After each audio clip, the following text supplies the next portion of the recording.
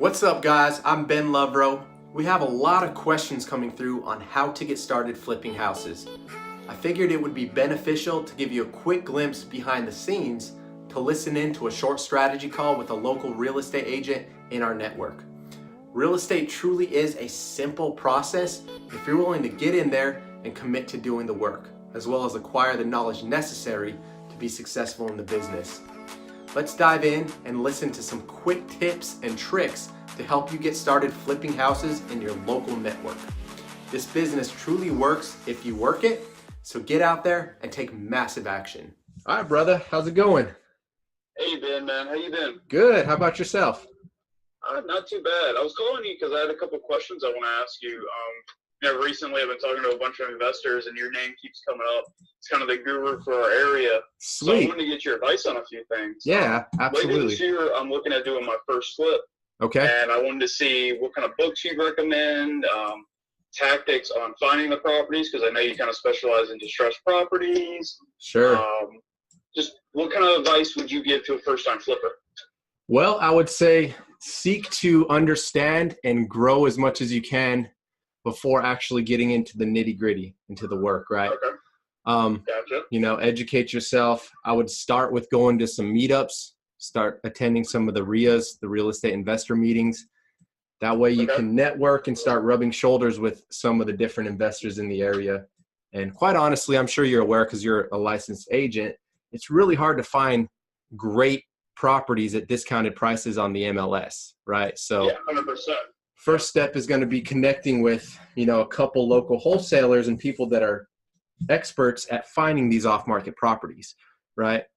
Once you have a couple of those relationships, get on their email list, they can start sending these properties out. And of course, you have to build your team in this process as well. So I'm sure you have some different contractors and inspectors that whenever a property of interest comes up in an area that you might be interested in moving forward in, you can send them out there and just make sure that they, comb through every angle and you do your due diligence beforehand, because of course these off-market properties are purchased in as-is condition, and that's where it's at. As far as books, man, I know you're a huge Gary Keller fan. He writes a book, The Millionaire Real Estate Investor, probably very similar to The Millionaire Real Estate Agent. That's an awesome book. There's a property by Jay Scott from Bigger Pockets. I forget what it's called. Let me see if I can pull it up real quick. Where is that?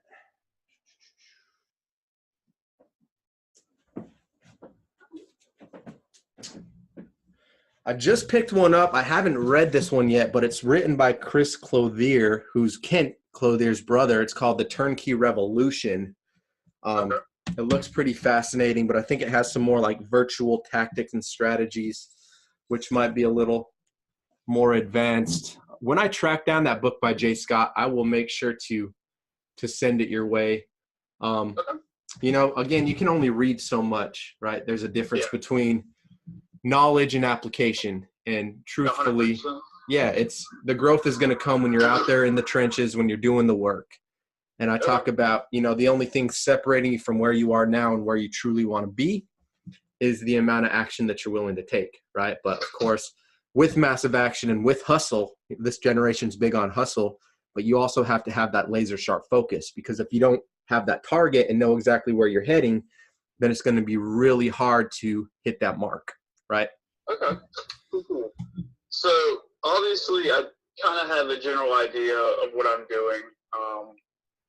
And, as far as the real estate side of it goes, but is there anything that you would say specifically as far as investing goes that I should look out for that I may not encounter as much as I do in the resale market or first-time home buyers, that I work with a lot? Sure. Or, any of that?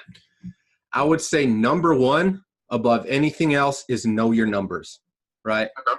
And we can go over that really briefly. True fix and flippers in the market, they're pretty, in fact, we're a little more spoiled in Columbia than a lot of the larger metropolitan areas where you have big money and people are purchasing properties for a little bit higher in value. But if you're sticking with the true 70% rule, right, which is pretty standard fix and flip formula, that's 70% of market value. So to simplify it, let's say a house is worth $100,000 after repairs. 70% of that would put you at 70,000. And then you want to subtract repairs off of that 70K, which is going to give you your ideal purchase price, right? Okay. So any wholesaler in the market, if they're marketing the properties, in many cases, they're shooting for that true 70% mark. Personally, myself, I've been finding some more niche buyers like landlords and hedge funds that are willing to pay a little bit more for the properties. Okay. So, I haven't been working as much with fix and flip investors because we find a little more spread in those relationships. But where I'm going with this is, know your numbers. 70% rule. You get in there, and if you're buying right, it's really hard to lose as long as you have a good team in place, right? Okay. So like any other business, treat it like a business, basically. Yeah, absolutely. I mean, just like anything else, strategy and networking, getting out there, but above all else is just sticking to simple math, bro. Stuff we learned in elementary school. It's like the book, everything I needed to learn in life, I learned in kindergarten. It's crazy how simple this business can be if you're just willing to do the work, right? Yeah, and definitely. You're super smart, bro. So you already have everything that you need right in front of you. I think that was the biggest revelation that I experienced in my life is that, man, I tried getting back into school. That's actually where we met, right? At Midlands Tech. Tried getting back into school a couple different times. If I learned anything in those seasons, it's that I had everything that I needed right in front of me. I had the skills. I had the network. I just had to take a little bit of action and learn some of the strategies to help me get started. Okay, cool. Speaking of strategies, obviously I know the lead generation strategies that just come from being in real estate, finding leads. Right. Are there any other strategies that I need to be aware of that might be separate from what I do on a daily basis when I become more of an official investor? Well, to help further identify this, I guess you want to identify exactly what you want to specialize in, right? Because I'm a firm believer in having that laser sharp focus and focusing on that one thing, right? I know there are fix and flip investors who try to market for their own properties and so on and so forth. Quite honestly, man, it's an art form, right? And some people are great at it. Some people struggle through it. If you stay consistent, you'll eventually get it. But I think if you're more focused on finding your own properties as well as doing your own rehabs, that it could start to be a little bit of a conflict, right? So you want to find that niche, right? And you want to have that laser sharp focus on that one thing where if you want, you want to become great at finding these gems, off-market gems, then do that and just become great at that and keep the pipeline full, right? But if you want to step into the fix and flip space, I would say you'd probably find more productivity in, acquiring these properties through other investors or wholesalers or, wherever it be, getting in there and just systematizing that flip process, right? It's all about figuring out how can you maximize your time, because the most valuable currency is our time, right? So 100%. What's going to respect your time and help maximize that value, more than anything else. If that means you have a great team in place and you guys can fix and flip, get in there, get a property ready in 2 to 3 months, bring it to the market. You already have your license, so you're saving 3% on real estate commissions, right? Or do you think it sounds a little more appealing in, becoming an expert at finding these off-market gems, right? But coinciding the two, it's possible, and I think there's some really good teams that do it. But I think it's important to start with one thing, and once you've mastered that space, then you can seek to expand and build a team in a different space, right? Okay. So what I'm hearing is I really need to find a good wholesaler to link up with, right? I think, not just one. I'd get 2, 3, 5 in your pocket, several people that, because, quite honestly, the properties I find, some are real low ends. Some don't work for fix and flips, right? They're going to be in different areas where you might be selling it to an owner finance buyer, or maybe, a Spanish family that's got cash that just wants to drop it on some, humble little house in West Columbia or something. So having several people in your network that, you know, you can comb through the properties, and you don't want to get too anxious and just pull the trigger, right? You want to look at what you have as far as that inventory and be able to identify what's the best move. But of course you have to act swiftly, because you're not the only investor in Colombia, and these properties come up. If it's a real deal, that thing's going to get swooped up quick. You know, if you see a deal, you make that offer right then and there. I think you know that. Yeah, most definitely. You got to in this market. Yeah.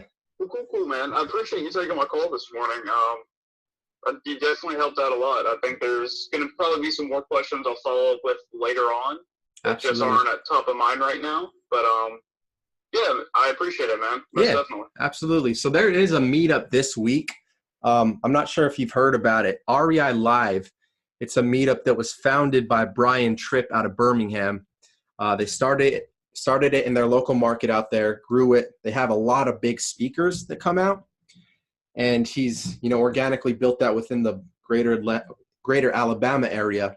Since then, he's identified several key players that he's met at different investing events where they're actually streaming the event live. It's kind of like similar to a mega church model, you could say, where, you know, he's got the one speaker, powerhouse speaker that, you know, brings tons of authority and skills and education to the table.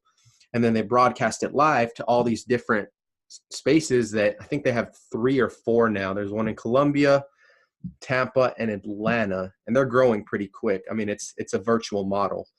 But if you go, it's on Valentine's Day, which is really interesting that they're having an event on Valentine's Day.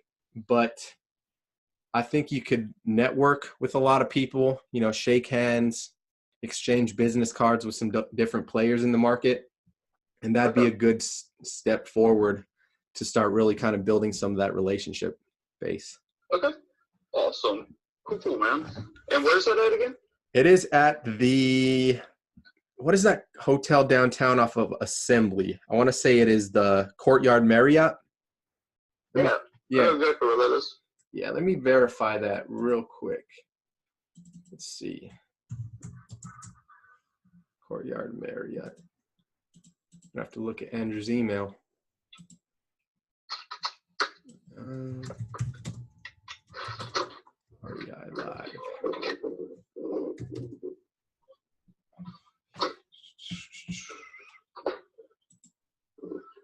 Okay.